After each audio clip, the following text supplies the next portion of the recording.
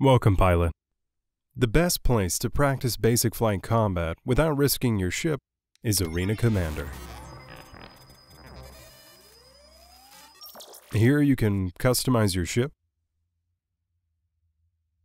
check out the leaderboards, join others in a ranked or unranked multiplayer match, invite friends into a private match, or safely practice in single player. For now, let's go ahead and stick to offline.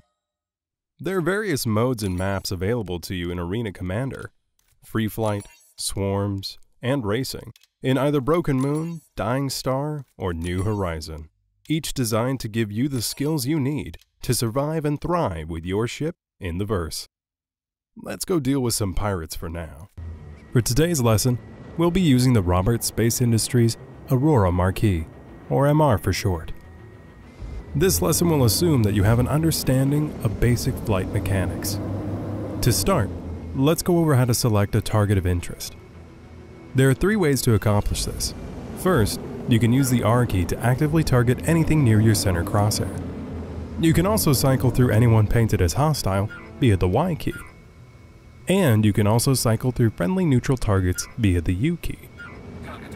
Actively targeting allows you the benefit of gaining a target status, as well as the use of predicted impact points, or pips, provided you are within weapon range. Pips are your targeting computer's best guess as to where your projectiles will land when fired, and are calculated based on the relative motion of your ship versus your targets. You have the option of using lead or lag pips, with the choice being based entirely on preference. Lag pips tell the pilot precisely where their shots will go based on the relative motion of each ship and require the pilot to move the pip over the desired target to land successful hits. Now that we know how to target and use pips, it's time to go over some of the specifics with your weaponry. To fire your weapons, press the left mouse button. You'll notice that by holding down the left mouse button, your weapons will attempt to fire a projectile as fast and as often as possible on the power allocated to them. By default, your weapons should fire as fast as they're designed to. Damage to weapons or your power plant can limit the energy allocated to them and result in the ability to shoot projectiles less often or intermittently. If you've been firing your weapon for a while, you might notice them suddenly stopping and a small amount of time passing before they resume firing. This is your weapons overheating. Care must be taken to make shots count, lest one run the risk of overheating their weapons or running out of ammo should you be using ballistic options on your ship. By pressing the left mouse button, you may have noticed that both guns fired simultaneously. This doesn't have to be the case, however, as different guns can have different firing groups. To change the firing group of your weapon, navigate to your weapons menu on a nearby MFD. Select the Weapons tab on the Weapons menu. Under Group, you will note that both weapons are in Group 1.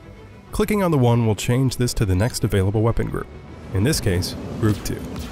Group 2 is bound by default to your right mouse button. Go ahead and press your right mouse button. You can now fire both guns independently of each other, handy for situations where you would want a more constant stream of projectiles. In addition to weapons, many ships, including this Aurora MR, come with an array of missiles. To use your missiles, simply stay on target and use the middle mouse button to acquire a lock. Once fully locked on, press and hold the middle mouse button to unleash your missile. Note, it's possible to lock on with more than one missile if your setup is correct, and fire more than one missile simultaneously. With missiles, though, comes countermeasures, such as flare and chaff. To use them, press V to change between them, and press C to deploy them. Remember, firing off a countermeasure won't instantly fix your missile problems, and some maneuvering may be required. That concludes this lesson, pilot. See you in the verse.